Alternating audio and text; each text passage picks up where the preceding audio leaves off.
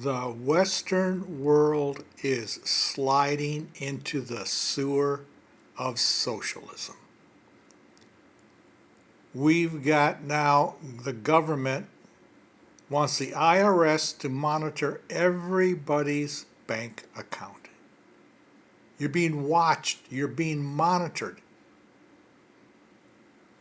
And are we getting close to that kind of socialism? Yes, because we're thinking about it and we're even voting on it.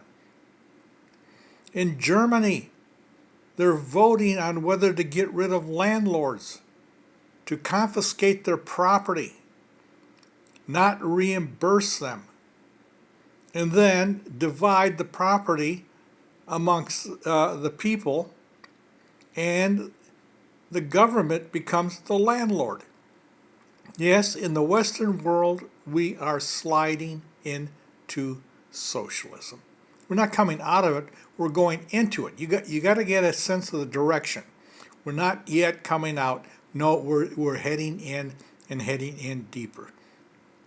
And this is what socialism does. It makes everybody equally poor. Yes, we will all be equal, but equally poor. But the bright light in any socialist, communist government is there is always an elite class.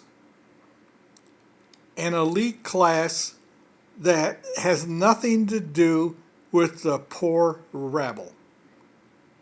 I don't care how strident or stringent the communism is, there's always the elite. You can't get rid of the elite. And they have all the good things in life. So that's the upside. Yes, socialism, we're heading further and further into socialism, but I guarantee you there will always be an elite class that not only survives, but prospers.